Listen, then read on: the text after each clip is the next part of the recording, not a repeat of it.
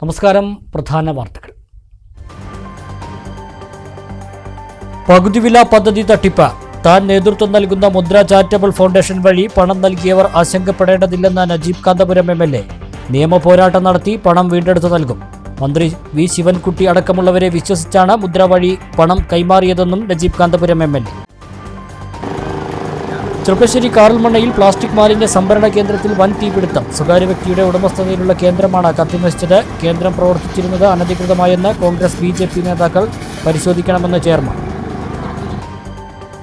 വല്ലപ്പുഴയിൽ ബൈക്കിലെത്തിയ സംഘം സ്കൂട്ടർ യാത്രക്കാരിയുടെ മാല കവർന്ന കേസിൽ ഒരാൾ അറസ്റ്റിൽ. വളാഞ്ചേരി സ്വദേശി അനൂപ് എന്ന സൽമാനാണ് അറസ്റ്റിലായത്. കൂട്ടുപ്രതിയെ പിടികിട്ടാനുണ്ടെന്ന് പോലീസ്. പെരിന്തൽമണ്ണ മണ്ണാർമലയിൽ വീണ്ടും പുലിഭീതി. കുരുത്തുപാറയിൽ പുലിയെ കണ്ടു. DFO സ്ഥലം സന്ദർശിച്ചു. പ്രദേശത്ത് CCTV ക്യാമറകളും പുലിക്കണിയും സ്ഥാപിക്കുമെന്ന് DFO. ചരിത്രപ്രസിദ്ധമായ പട്ടാമ്പി 111ാമത് നേർച്ച ഞായറാഴ്ച ആഘോഷിക്കും. നഗരത്തിൽ ഗതാഗത നിയന്ത്രണം ഏർപ്പെടുത്തി. വർണ്ണച്ചാർത്തായി അലനല്ലൂർ നെന്മിനിപ്പുറത്ത് അയ്യപ്പൻ കാവിലെ താലപ്പൊലി ആഘോഷിച്ചു. വിശദമായ വാർത്തകളിലേക്ക്. പകുതിവില പദ്ധതിയിൽ താൻ നേതൃത്വം നൽകുന്ന മുദ്ര ചാരിറ്റബിൾ ഫൗണ്ടേഷൻ വഴി പണം നൽകിയവർ ആശങ്കപ്പെടേണ്ടതില്ലെന്ന് നജീബ് കാന്തപുരം MLA പറഞ്ഞു. നിയമ പോരാട്ടം നടത്തി പണം വീണ്ടെടുത്തു നൽകും. അല്ലെങ്കിൽ പാർട്ടിയും മുന്നണിയുമായും തീരുമാനിച്ച് പണം നഷ്ടപ്പെട്ടവർക്ക് തിരിച്ചു നൽകുമെന്നും MLA വാർത്താസമ്മേളനത്തിൽ പറഞ്ഞു. മന്ത്രി V. ശിവൻകുട്ടി അടക്കമുള്ളവരെ വിശ്വസിച്ചാണ് മുദ്ര വഴി പണം കൈമാറിയതെന്നും നജീബ് കാന്തപുരം MLA വ്യക്തമാക്കി. നാഷണൽ NGO ഫെഡറേഷന്റെ പകുതിവില പദ്ധതിയിലേക്ക് താൻ നേതൃത്വം നൽകുന്ന മുദ്ര ചാരിറ്റബിൾ ഫൗണ്ടേഷൻ വഴി പണം നൽകിയവർ ആശങ്കപ്പെടേണ്ടതില്ലെന്ന് നജീബ് കാന്തപുരം MLA പറഞ്ഞു.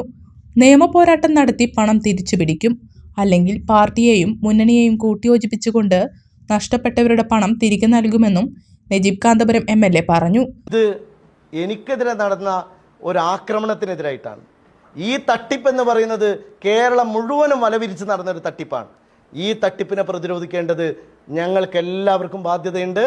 അതുകൊണ്ട് തട്ടിപ്പുകാരിൽ നിന്ന് ഈ പണം വാങ്ങിയെടുക്കുന്നവരെ എല്ലാ നിയമ പോരാട്ടവും നടത്തും. അതോടൊപ്പം പെരിന്തൽമണ്ണയിലെ എൻ്റെ നിയോജകമണ്ഡലത്തിലെ ആർക്കെങ്കിലും എൻ്റെ നിയോജകമണ്ഡലത്തിലെ ഓഫീസിൽ വന്ന് പണം അടച്ചതിൻ്റെ പേരിൽ അത് നഷ്ടപ്പെടുകയാണെങ്കിൽ എന്ത് വില കൊടുത്തും എത്ര സമയമെടുത്തിട്ട് വേണമെങ്കിലും അത് മുഴുവനും ഞാൻ ട്രസ്റ്റ് അംഗങ്ങളുമായിട്ടും പാർട്ടിയുമായിട്ടും ആലോചിച്ച് ഒരാളും അതിൽ ആശങ്കപ്പെടേണ്ട, അവരുടെ പണം തിരിച്ചു കിട്ടും. 1,60,00,000 രൂപയാണ് നാഷണൽ NGO ഫെഡറേഷനിലേക്ക് മുദ്ര അക്കൗണ്ട് വഴി അയച്ചിട്ടുള്ളത്. പകുതി വിലയ്ക്ക് ലാപ്ടോപ്പും തയ്യൽ മെഷീനും സ്കൂട്ടർ തുടങ്ങിയവ ലഭിക്കുമെന്ന് പ്രതീക്ഷിച്ച് പാവങ്ങളാണ് പണം നൽകിയിട്ടുള്ളത്. മന്ത്രി V. ശിവൻകുട്ടിയുടെ വാക്കുകൾ വിശ്വസിച്ചാണ് താനടക്കമുള്ളവർ ഇതിന്റെ ഭാഗമായതെന്നും MLA പറഞ്ഞു.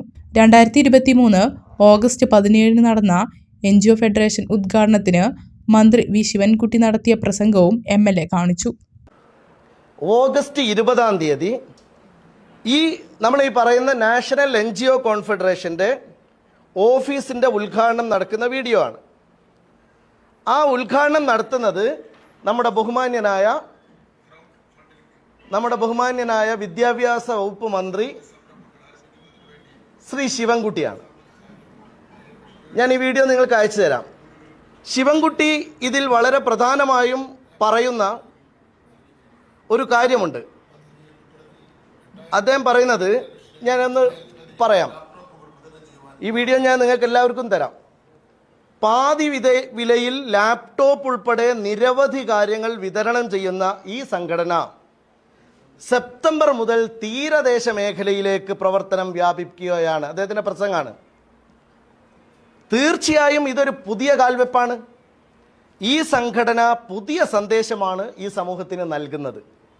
വിവിധ സ്ഥാപനങ്ങളുടെ ക്രൗഡ് ഫണ്ടിങ്ങും മാർക്കറ്റിംഗ് ഫണ്ടിങ്ങും പ്രയോജനപ്പെടുത്തി സാമൂഹ്യ സംരംഭങ്ങൾ ആരംഭിക്കുന്നതിന് വേണ്ടി 50% സാമ്പത്തിക സഹായത്തോടുകൂടി തയ്യൽ മെഷീനുകൾ, ഹൈടെക് കോഴിക്കൂടുകൾ, കാർഷിക യന്ത്രങ്ങൾ മുതലായവയും വിദ്യാർത്ഥികൾക്ക് ലാപ്ടോപ്പ് നിലവിൽ നൽകി വരികയാണ്.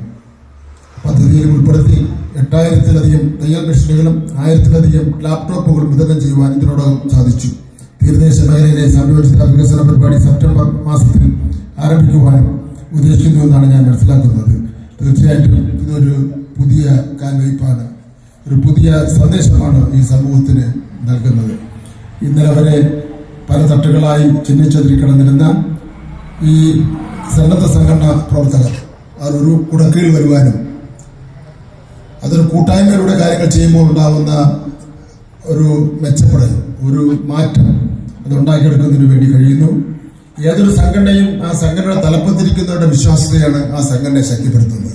തീർച്ചയായും ആ നിലയിൽ നമ്മുടെ സംഘടനയ്ക്ക് അഭിമാനത്തോടുകൂടി തന്നെ ഈ കേരള സമൂഹത്തിന് മുന്നിൽ ഈ സംഘടനയെ അവതരിപ്പിക്കാൻ കഴിയുന്ന വ്യക്തിത്വങ്ങളാണ് ഇതിന്റെ തലപ്പത്തിരിക്കുന്ന കാര്യം ഞങ്ങളുടെ മനസ്സിലാക്കുകയാണ്. പിന്നെ ഈ പരിപാടിക്ക് വിളിച്ചപ്പോൾ ഞാൻ തീർച്ചയായിട്ടും എനിക്ക് നമ്മുടെ അനന്തുവിനെ നല്ലവണ്ണം ബന്ധമുള്ള കക്ഷിയാണ്. പഞ്ചായത്ത് പ്രസിഡന്റ് ശ്രീകുമാറിനെ നല്ല ബന്ധമുള്ള വ്യക്തിയാണ്.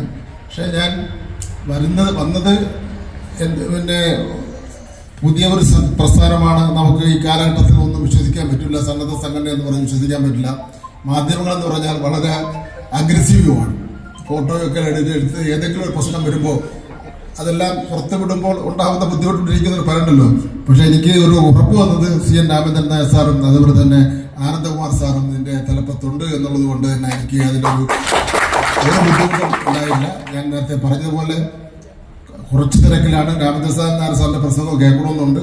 പക്ഷേ ഞാൻ ഈ ഓണം ആയതുകൊണ്ട് ഒരു ഓണം ഞാൻ പറഞ്ഞില്ലേ, പാവപ്പെട്ട തൊഴിലാളികൾക്ക് ബോണസും ഒക്കെ കൊടുക്കുന്നതിൻ്റെ അതിൻ്റെ ചർച്ചയും കാര്യങ്ങളൊക്കെ നടന്നുകൊണ്ടിരുന്നത്. അതിൻ്റെ ഇടയിലാണ് ഞാൻ ഇറങ്ങി വന്നത്.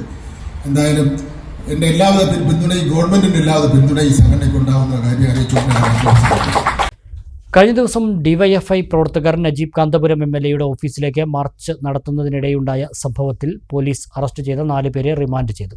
മാർച്ചുമായി ബന്ധപ്പെട്ട് കണ്ടാലറിയാവുന്ന 100ഓളം പേർക്കെതിരെ കേസെടുത്തിരുന്നു. ഡിവൈഎഫ്ഐ നജീബ് കാന്തപുരം MLAയുടെ ഓഫീസിലേക്ക് നടത്തിയ മാർച്ചിനിടെ പോലീസ് അറസ്റ്റ് ചെയ്ത 4 പേരെ റിമാൻഡ് ചെയ്തു. ഡിവൈഎഫ്ഐ പ്രവർത്തകരായ നിതിൻ, യദുകൃഷ്ണൻ, രാഹുൽ, മുഹമ്മദ് സിനാൻ എന്നിവരാണ് റിമാൻഡിലായത്. ഇതിലൊരാൾ MLA ഓഫീസിലേക്ക് അതിക്രമിച്ച് കയറി കരിയോയിൽ ഒഴിച്ചതിന് MLA നൽകിയ പരാതിയിൽ അറസ്റ്റ് ചെയ്തതാണ്. മറ്റു 3 പേരെ പോലീസിന് നേരെ കരിയോയിൽ പ്രയോഗിച്ചതിനാണ് അറസ്റ്റ് ചെയ്തിരുന്നത്. ഈ 4 പേരെയും റിമാൻഡ് ചെയ്തു. പോലീസുകാരന്റെ ദേഹത്ത് കരിയോയിൽ വീണിരുന്നു. മാർച്ചുമായി ബന്ധപ്പെട്ട് കണ്ടാലറിയാവുന്ന 100ഓളം പേർക്കെതിരെ പോലീസ് കേസെടുത്തിട്ടുണ്ട്. ഇതിൽ 15ഓളം പേരെ പോലീസ് അറസ്റ്റ് ചെയ്ത് ജാമ്യത്തിൽ വിട്ടിരുന്നു. MLAയുടെ ഓഫീസിന്റെയും വസതിയുടെയും മുന്നിലെ റോഡിൽ ബാരിക്കേഡ് വെച്ച് പോലീസ് മാർച്ച് തടഞ്ഞതിനെ തുടർന്ന് ചിലർ ഓഫീസിലേക്ക് അതിക്രമിച്ചെത്തുകയായിരുന്നു. ഇതിൽ ഒരാളാണ് വീടിന്റെയും ഓഫീസിന്റെയും ചുമരിൽ കരിയോയിൽ ഒഴിച്ചത്.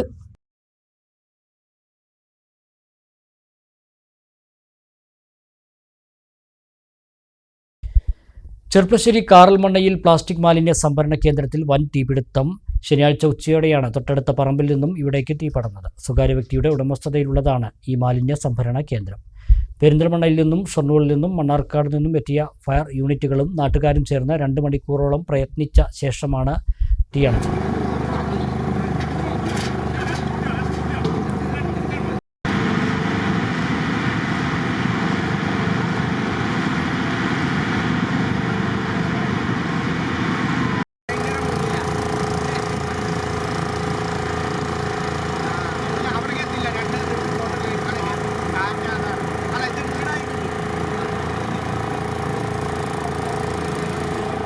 ആളപായമില്ല.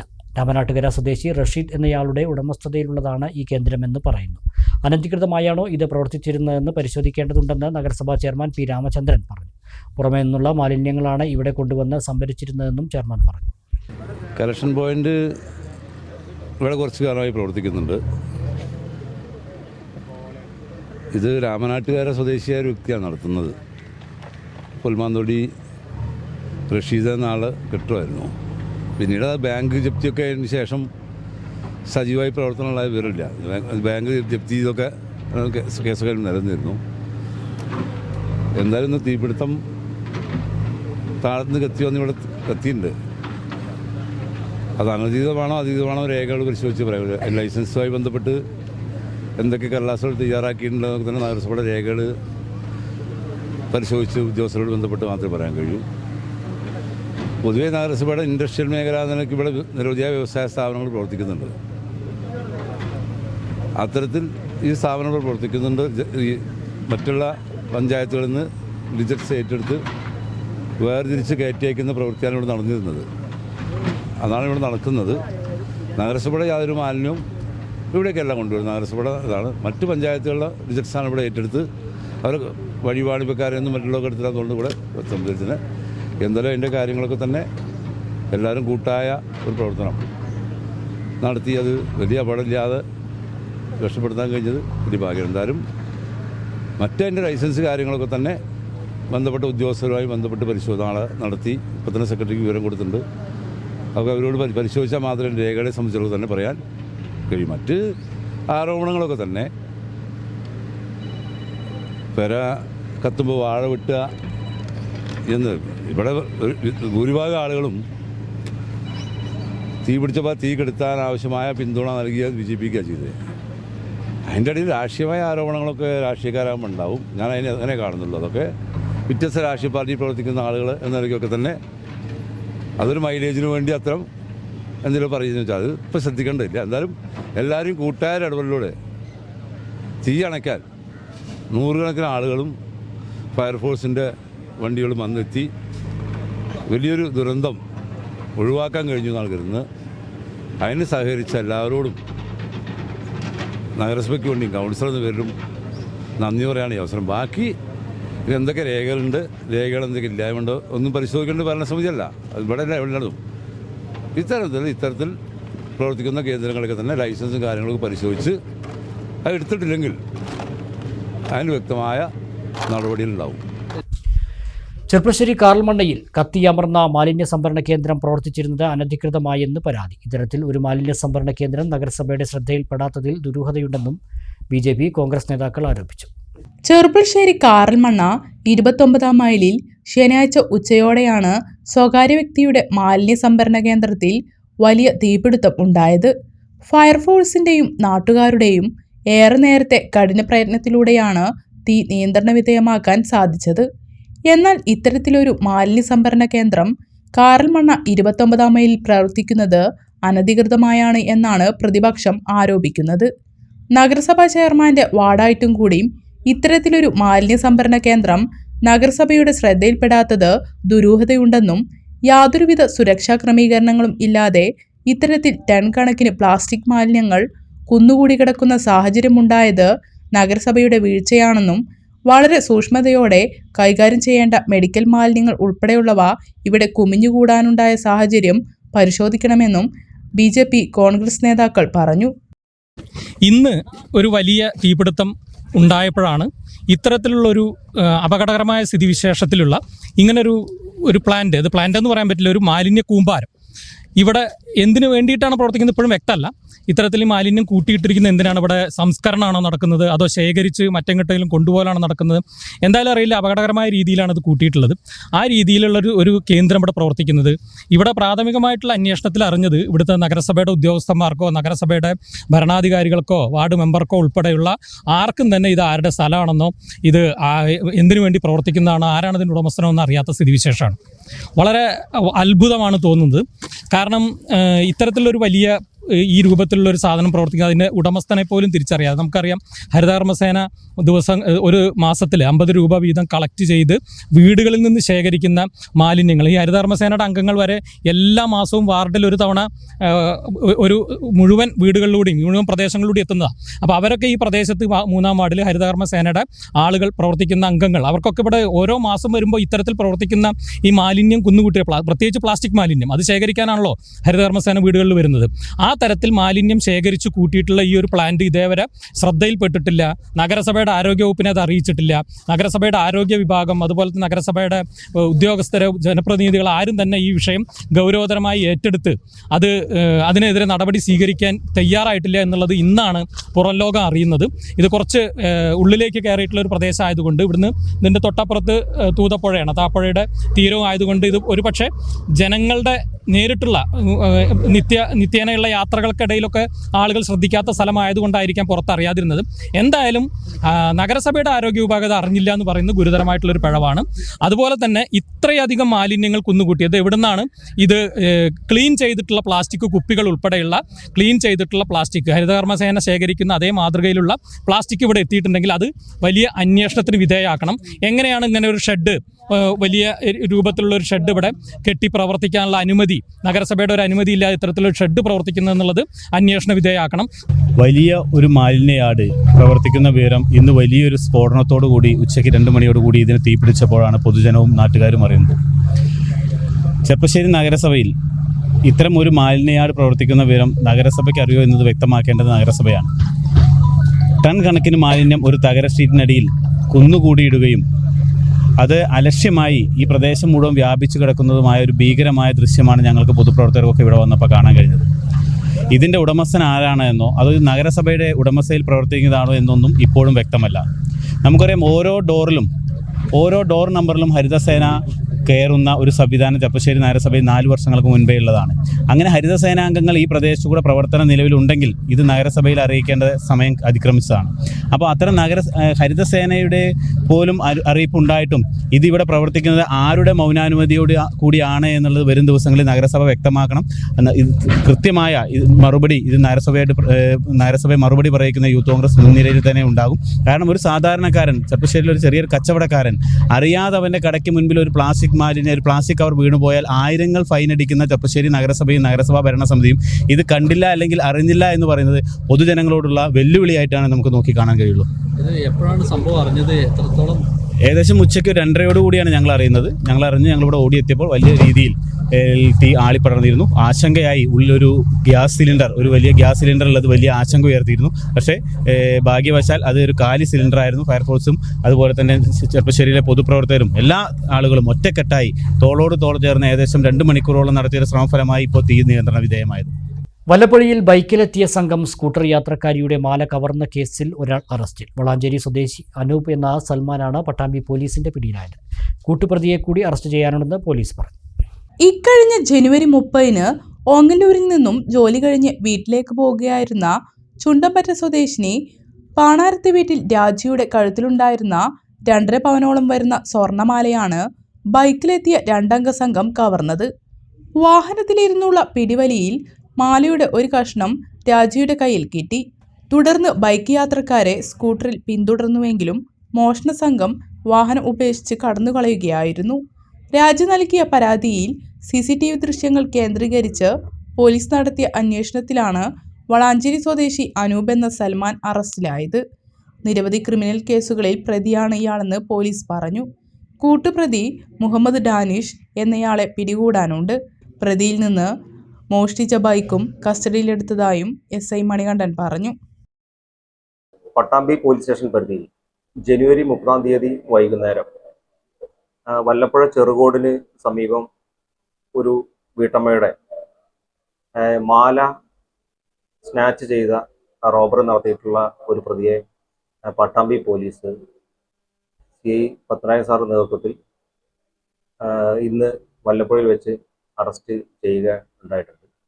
നിരവധി കേസുകളിൽ പ്രതിയായിട്ടുള്ള അനൂപ് അല്ലെങ്കിൽ സൽമാൻ എന്ന് പറയുന്ന വളാഞ്ചേരി സ്വദേശിയെ അറസ്റ്റ് ചെയ്തു. ഇന്ന് കോടതിയിൽ ഹാജരാക്കും. കൂട്ടുപ്രതിയായിട്ടുള്ള മുഹമ്മദ് ഡാനിഷ് എന്ന് പറയുന്ന ആളെ കൂടെ അറസ്റ്റ് ചെയ്യാനുണ്ട്. അക്കാര്യങ്ങൾ അന്വേഷണത്തിന്റെ ഭാഗമായിട്ട് നടന്നുകൊണ്ടിരിക്കുകയാണ്.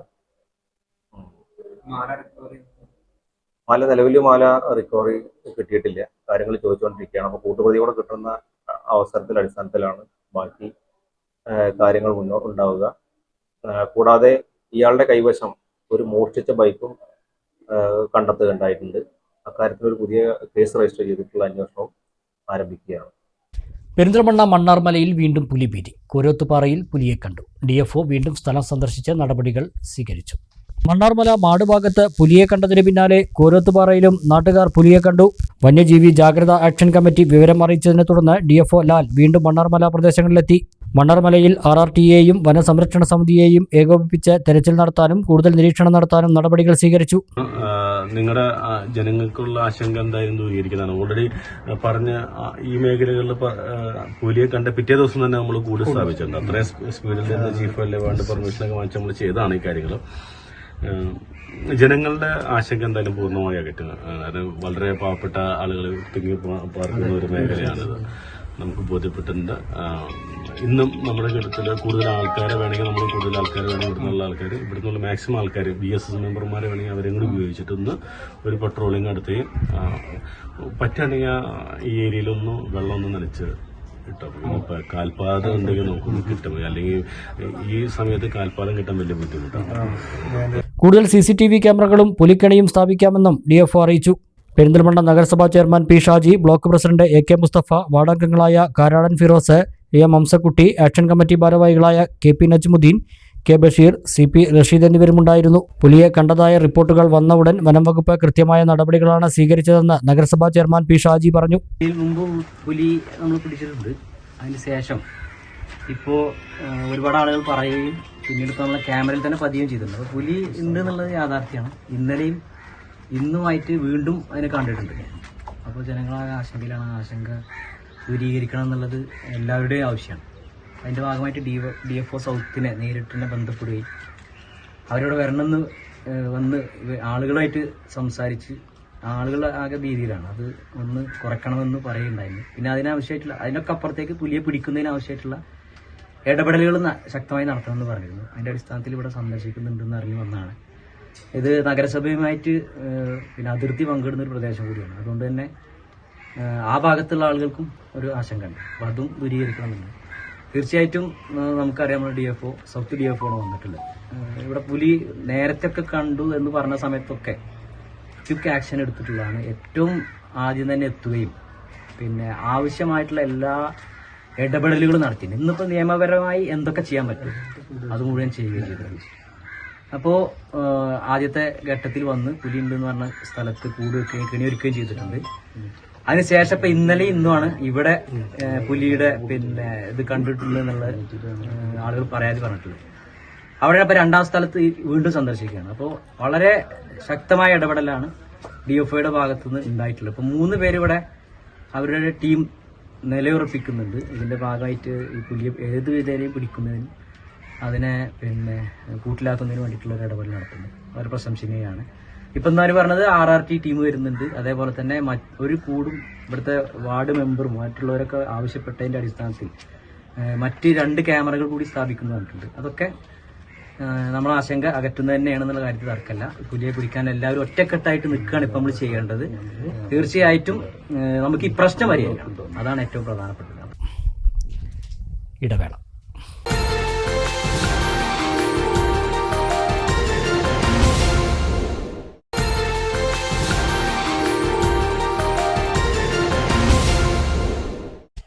വാർത്തകൾ തുടരുന്നു. മണ്ണാർക്കാട് തത്തേങ്ങലം പ്ലാന്റേഷൻ കോർപ്പറേഷനിൽ സൂക്ഷിച്ചുവെച്ച എൻഡോസൾഫാൻ ശേഖരം എത്രയും വേഗം നീക്കം ചെയ്യണമെന്ന് BJP പാലക്കാട് വെസ്റ്റ് ജില്ലാ പ്രസിഡന്റ് P വേണുഗോപാൽ. രോഗബാധിതരെന്ന് സംശയിക്കുന്നവർക്കുള്ള ധനസഹായ വിതരണം ചെയ്യണമെന്നും പ്ലാന്റേഷൻ സന്ദർശിച്ച ശേഷം വേണുഗോപാൽ അഭിപ്രായപ്പെട്ടു. തത്തേങ്ങലത്ത് നിന്ന് എൻഡോസൾഫാൻ നീക്കം ചെയ്യണമെന്ന മനുഷ്യാവകാശ കമ്മീഷൻ ഉത്തരവ് സർക്കാർ പാലിച്ചില്ലെന്ന് ജില്ലാ പ്രസിഡന്റ് ആരോപിച്ചു. 2015 സ്ക്രീനിംഗ് ടെസ്റ്റ് പ്രകാരം കണ്ടെത്തിയ രോഗം ബാധിച്ചവർക്ക് ചികിത്സയോ ധനസഹായമോ നൽകിയില്ല.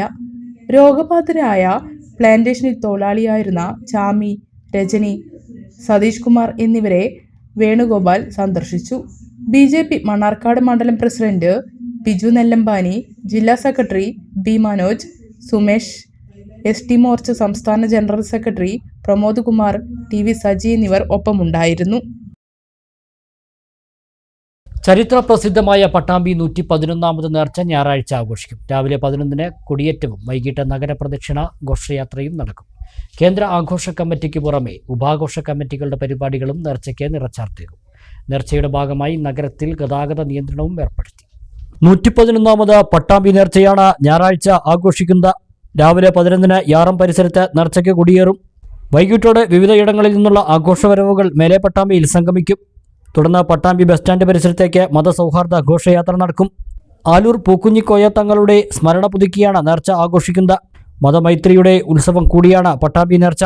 വൈകിട്ട് നടക്കുന്ന നഗരപ്രദക്ഷിണ ഘോഷയാത്രയ്ക്ക് മുന്നിൽ നേർച്ചയ്ക്ക് നേതൃത്വം നൽകിയ റാവുത്തന്മാർ ആനകളും വാദ്യഘോഷങ്ങളുമായി അണിനിരക്കും. ഇവരെ കേന്ദ്ര നേർച്ച ആഘോഷ കമ്മിറ്റി ഭാരവാഹികളും പൗരപ്രമുഖരും ചേർന്ന് സ്വീകരിച്ച് പട്ടാമ്പി ബസ് സ്റ്റാൻഡ് പരിസരത്തേക്ക് ആനയിക്കും. ഘോഷയാത്രയിൽ 50-ലേറെ ഉപാഘോഷ കമ്മിറ്റികളിൽ നിന്നായി ആനകളും വാദ്യഘോഷങ്ങളും അണിനിരക്കും. നേർച്ചയുടെ ഭാഗമായി ടൗണിൽ ഞായറാഴ്ച ഗതാഗത നിയന്ത്രണം ഏർപ്പെടുത്തിയതായും സുരക്ഷയ്ക്കായി 350ഓളം പോലീസുകാരെ നിയോഗിച്ചതായും SI മണികണ്ഠൻ പറഞ്ഞു. ഉപകമ്മിറ്റികളെല്ലാം തന്നെ 7 മണിക്ക് പൂൾ സിറ്റി പരിസരത്തിൽ എത്തിയതിനു ശേഷം ഒന്നിനു പുറകെ ഒന്നായി മറ്റ് കമ്മിറ്റികൾക്ക് ബുദ്ധിമുട്ടില്ലാത്ത രീതിയിലൊരു തുടർച്ചയായിട്ടുള്ള ഒരു പ്രയാണം ആരംഭിച്ച് പ്രധാനമായിട്ടും 4 സ്ഥലങ്ങളിൽ കേന്ദ്രീകരിച്ചുകൊണ്ട് അവരുടെ ഒരു പാട്ടുപാടി ആഘോഷങ്ങൾ നടത്തി കൃത്യം 10 മണിക്ക് ഓരോ കമ്മിറ്റിയും അവരുടെ എല്ലാ കമ്മിറ്റികളും 10 മണിക്ക് തന്നെ എത്തി നേർച്ചാഘോഷം അവസാനിപ്പിക്കേണ്ടതാണ് എന്നുള്ളതാണ് തീരുമാനിക്കപ്പെട്ടിട്ടുള്ളത്. പട്ടാമ്പി അലക്സ് തിയേറ്ററിന്റെ പരിസരവും അതുപോലെ തന്നെ Perinthalmanna road junction, police station പരിസരം, യാറം പരിസരം തുടങ്ങിയവയിൽ 5 മിനിറ്റ് വീതം നിർത്തി കൊട്ടാനുള്ള സംവിധാനങ്ങൾ നിലവിൽ പോലീസ് ക്രമീകരിച്ചിട്ടുണ്ട്. അലനല്ലൂരിനെ ആവേശത്തിലാറാടിച്ച് നെന്മിനിപ്പുറത്ത് അയ്യപ്പൻകാവിലെ താലപ്പൊലി മഹോത്സവം ആഘോഷിച്ചു. വാദ്യവിസ്മയങ്ങളും വർണ്ണക്കാഴ്ചകളും ഉത്സവത്തിന് പൊലിമയേകി. മകരച്ചൂടിനെയും വകവയ്ക്കാതെ പൂരം കാണാൻ നാടാകെ കാവിലെത്തി. വർണ്ണാഭമായ പരിപാടികളോടെയാണ് അലനല്ലൂർ നെന്മിനിപ്പുറത്ത് അയ്യപ്പൻകാവിലെ താലപ്പൊലി മഹോത്സവം ആഘോഷിച്ചത്. കാഴ്ചശീവേലി, ആവേശം കൊട്ടിക്കയറ്റിയ വാദ്യമേളങ്ങൾ എന്നിവയെല്ലാം ആരവം തീർത്തു.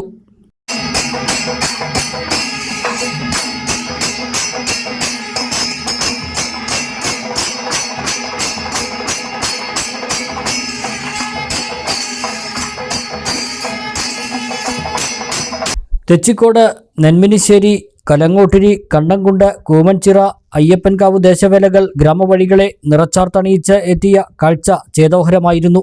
പഞ്ചകാളി നൃത്തവും പൂക്കാവടിയും ശിങ്കാരിമേളവും മയിൽ നൃത്തവും പൂതനും തിറയും കാളയും തുടങ്ങിയ വിവിധങ്ങളായ കലാരൂപങ്ങളെല്ലാം കാഴ്ചകളുടെ വർണ്ണോത്സവമൊരുക്കി. പഞ്ചവാദ്യവും തകിൽ നാദസ്വരവും ദേശവേലകളുടെ എഴുന്നള്ളിപ്പിൽ ആവേശ പെരുമ്പറ കൊട്ടി.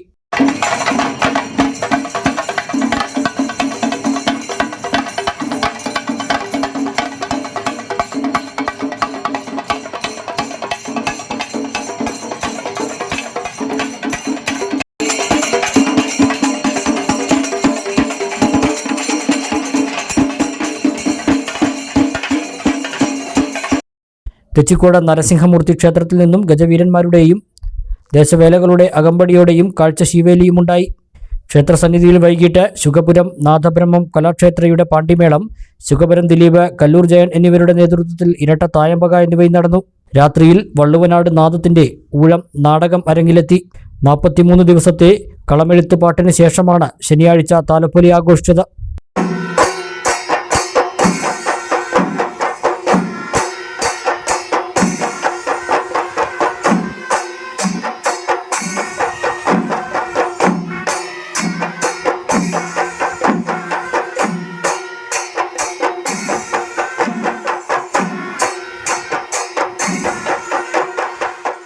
ശേഷിക്കുന്ന നെൽവയലുകളെങ്കിലും നിലനിർത്താൻ റവന്യൂ വിഭാഗത്തിന്റെ ശക്തമായ ഇടപെടൽ വേണമെന്ന് മണ്ണാർക്കാട് താലൂക്ക് വികസന സമിതി യോഗം ആവശ്യപ്പെട്ടു. ഭൂമി തരം മാറ്റുന്നതിന് നിയമസഹായം എന്ന് ബോർഡ് കാണുമ്പോൾ ഏതു ഭൂമിയും തരം മാറ്റാമെന്നാണ് പൊതുസമൂഹം കരുതുന്നതെന്ന് വികസന സമിതി അംഗം എം ഉണ്ണീൻ പറഞ്ഞു. പാലക്കാടിന്റെ നെല്ലറ എന്ന് അറിയപ്പെട്ടിരുന്ന തെങ്കര പഞ്ചായത്തിലാണ് കൂടുതൽ ഭൂമി തരം മാറ്റുന്നത്.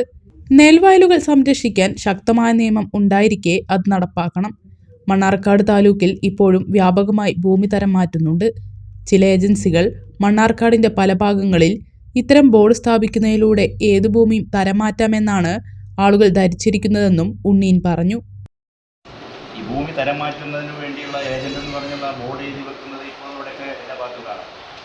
അപ്പോൾ ഇത് ഗവൺമെന്റിന്റെ അംഗീകാരത്തിൽ കൂടിയാണ് എന്നാണ് ആളുകൾ മനസ്സിലാക്കുക. ഇതൊരു ഏജന്റ് ഓഫീസ് തുറന്ന് ഏജന്റിന് കാശ് വാങ്ങി ചെയ്യുന്ന ഒരു വലിയ പദ്ധതിയാണ് എന്നുള്ളത് മുഴുവൻ ആൾക്കറിയില്ല. അതുകൊണ്ട് ഏത് നെൽകൃഷിയും വിൽക്കാനും തരം മാറ്റാനുള്ള അവകാശം ഇവിടെ ഉണ്ട് എന്നതിലേക്ക് സ്ഥാപിക്കപ്പെടുന്നു.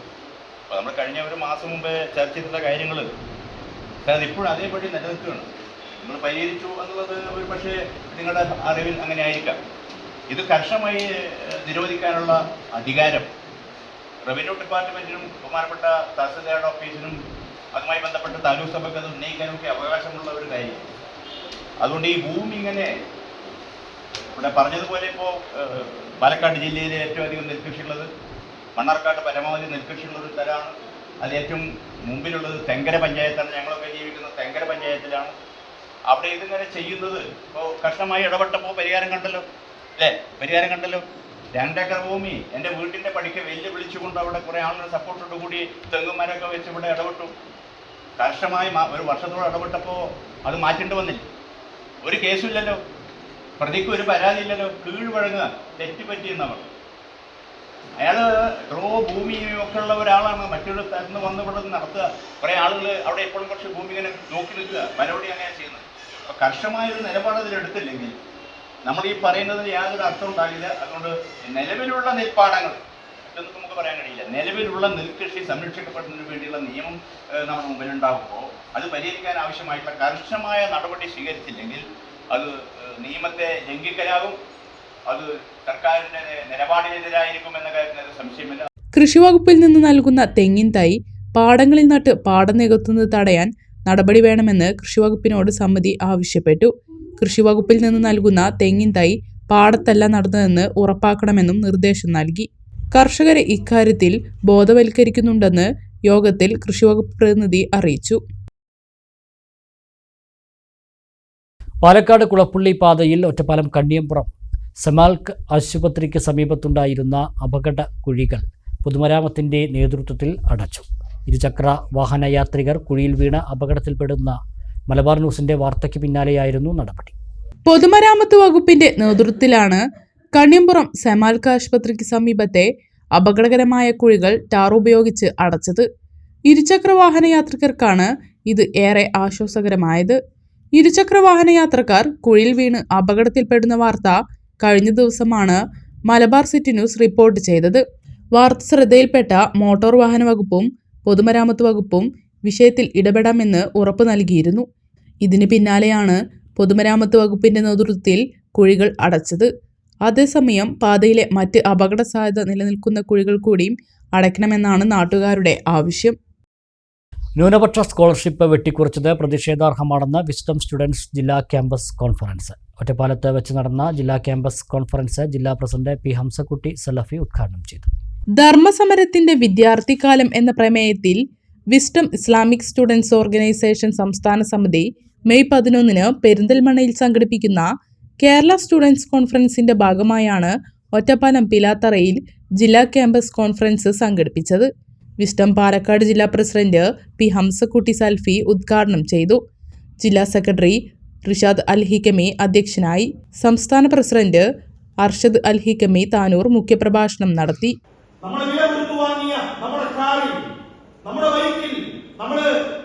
അതിൽ പെട്രോളിന് പകരം ഡീസലിന് പകരം വെള്ളമടിക്കുമോ? ഇല്ല, നമുക്കറിയാം അത് അതിന്റെ എഞ്ചിൻ കേടുവരുത്തും. നമ്മുടെ കാറ് അത് തകരാറിയാകും, നമ്മുടെ ബൈക്ക് അത് തകരാറിയാകും. നമ്മുടെ വാഹനത്തിന് നൽകുന്ന വില പോലും അത്ഭുതകരമായ മനുഷ്യ ശരീരത്തിന് ഫലം നൽകുന്നില്ല. എഴുതി വച്ചിട്ടുണ്ട്, ഹാനികരമാണ്, നിങ്ങളുടെ ശരീരത്തെ തകർക്കുന്നതാണ്.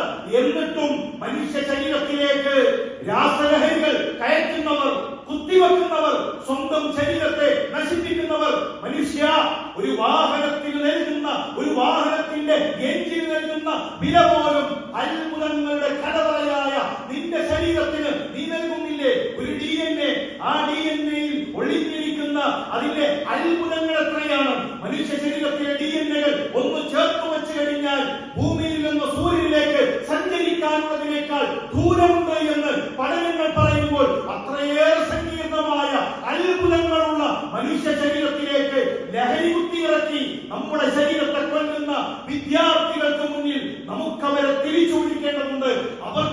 അവരെ തിരിച്ചു നൽകേണ്ടതുണ്ട്. അതിനാണ് നമ്മൾ ഈ സമ്മേളനം പ്രഖ്യാപിച്ചിട്ടുള്ളത്. പ്രിയമുള്ളവരെ, ആ മനസ്സുകളിലേക്ക്, ലഹരി ബാധിച്ച മനസ്സുകളിലേക്ക് സാന്ത്വനത്തിന്റെ വാക്കുകളായി ക്യാമ്പസുകളിൽ നമ്മൾ ഉണ്ടാകേണ്ടതുണ്ട്.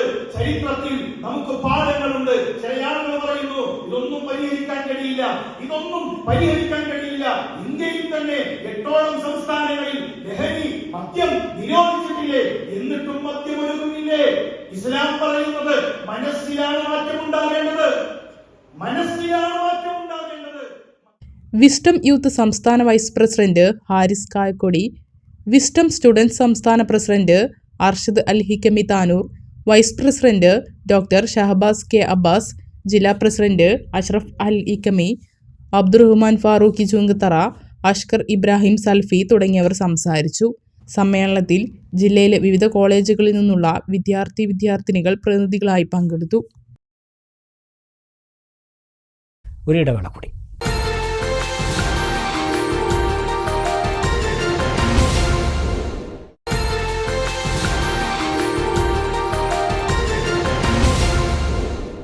മറ്റു വാർത്തകൾ. കേരളത്തെ സാമ്പത്തികമായി ഞെരുക്കുന്ന കേന്ദ്ര നയത്തിനെതിരെ യോജിച്ച പോരാട്ടത്തിൽ അണിചേരണമെന്ന പ്രമേയത്തിൽ Kerala NGO union Mannarkkad area സമ്മേളനം നടത്തി. സംസ്ഥാന കമ്മിറ്റി അംഗം CS ശ്രീകുമാർ ഉദ്ഘാടനം ചെയ്തു. കേരള സർക്കാരിന്റെ ജനപക്ഷ ബദൽ നയങ്ങൾക്ക് ശക്തി പകരുക, ഫെഡറലിസം തകർക്കുന്ന കേന്ദ്ര സർക്കാർ നടപടികൾ അവസാനിപ്പിക്കുക, ശമ്പള പരിഷ്കരണ നടപടികൾ ആരംഭിക്കുക, ക്ഷാമബത്ത ശമ്പള പരിഷ്കരണ കുടിശ്ശികകൾ ഉടൻ അനുവദിക്കുക, പാർട്ട് ടൈം കാഷ്വൽ ജീവനക്കാരുടെ ആവശ്യങ്ങൾ അംഗീകരിക്കുക തുടങ്ങിയ പ്രമേയങ്ങളും സമ്മേളനം ആവശ്യപ്പെട്ടു. സാമ്പത്തിക ചേരിക്കൊപ്പം നിൽക്കുന്ന നിലപാടാണ് കേന്ദ്ര സർക്കാർ സ്വീകരിക്കുന്നതെന്ന് ഉദ്ഘാടനം ചെയ്ത CS ശ്രീകുമാർ പറഞ്ഞു. ട്രംപ് അധികാരത്തിൽ വന്നതിന്റെ ഭാഗമായി കുടിയൊഴിപ്പിക്കൽ നടന്നപ്പോൾ അത് ആ രാജ്യത്തിന്റെ നിയമമാണ് എന്ന് ഇന്ത്യയുടെ വിദേശകാര്യമന്ത്രി പറയുന്ന സാഹചര്യമുണ്ടായി. അങ്ങനെ സാമ്പത്തിക ചേരിക്ക് അനുകൂലമാകുന്ന തരത്തിലുള്ള നിലപാട് സ്വീകരിച്ചുകൊണ്ടാണ് ഇന്ത്യൻ ഭരണകൂടം മുമ്പോട്ട് പോകുന്നത്. ഇവിടെയാണ് കേന്ദ്ര സിവിൽ സർവീസ് കൂടി എടുത്തു പരിശോധിക്കേണ്ടത്. കേന്ദ്ര സിവിൽ സർവീസ് ദുർബലമാകുന്നു. 8ാം ശമ്പള പരിഷ്കരണം പാർലമെന്റിൽ നൽകിയ മറുപടിയിൽ കേന്ദ്ര സർക്കാർ ജീവനക്കാർക്ക് 10 വർഷത്തിലൊരിക്കലാണ് ശമ്പള പരിഷ്കരണം.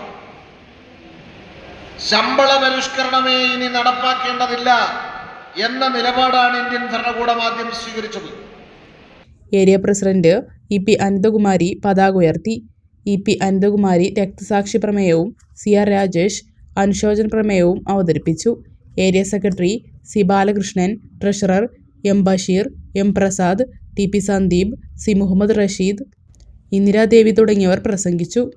തുടർന്ന് നടന്ന സംഘടനാ തിരഞ്ഞെടുപ്പിൽ മണ്ണാർക്കാട് ഏരിയ പ്രസിഡന്റായി CC സതീഷിനെയും സെക്രട്ടറിയായി C ബാലകൃഷ്ണനെയും ട്രഷററായി K സന്തോഷ് കുമാറിനെയും തിരഞ്ഞെടുത്തു. കല്ലടിക്കോട് സമന്വയ കലാ സാംസ്കാരിക വേദിയുടെ ആഭിമുഖ്യത്തിൽ MT P ജയചന്ദ്രൻ അനുസ്മരണം നടത്തി. അനുസ്മരണ പരിപാടി കരിമ്പ ഗ്രാമപഞ്ചായത്ത് പ്രസിഡന്റ് PS രാമചന്ദ്രൻ ഉദ്ഘാടനം ചെയ്തു. സാഹിത്യകാരൻ TK ശങ്കരനാരായണൻ MT വാസുദേവൻ നായരെ അനുസ്മരിച്ചു സംസാരിച്ചു. MT എന്ന കഥാകാരനേക്കാൾ MT എന്ന പത്രാധിപരെയാണ് താൻ കൂടുതൽ ഇഷ്ടപ്പെടുന്നത് എന്ന് അദ്ദേഹം പറഞ്ഞു. പ്രൊഫസർ K മോഹൻദാസ് P ജയചന്ദ്രനെ അനുസ്മരിച്ച് സംസാരിച്ചു. ജയചന്ദ്രൻ ആലപിച്ച ഒരു ഹിന്ദി ഗാനവും അദ്ദേഹം പാടുകയുണ്ടായി. സമന്വയ പ്രസിഡന്റ് CK ജയശ്രീ അധ്യക്ഷത വഹിച്ച പരിപാടിയിൽ Samanwaya secretary VP Jayarajan, KS Sudheer, Chandrikabai, TK Bindu, Arunkumar, Vinod, Gireesh Kumar തുടങ്ങിയവർ സംസാരിച്ചു. തുടർന്ന് ജയചന്ദ്രന്റെ ജനകീയ ഗാനങ്ങൾ ഉൾപ്പെടുത്തി 9 ഗായകർ ആലപിച്ച ഗാനാഞ്ജലി ഹൃദ്യമായി.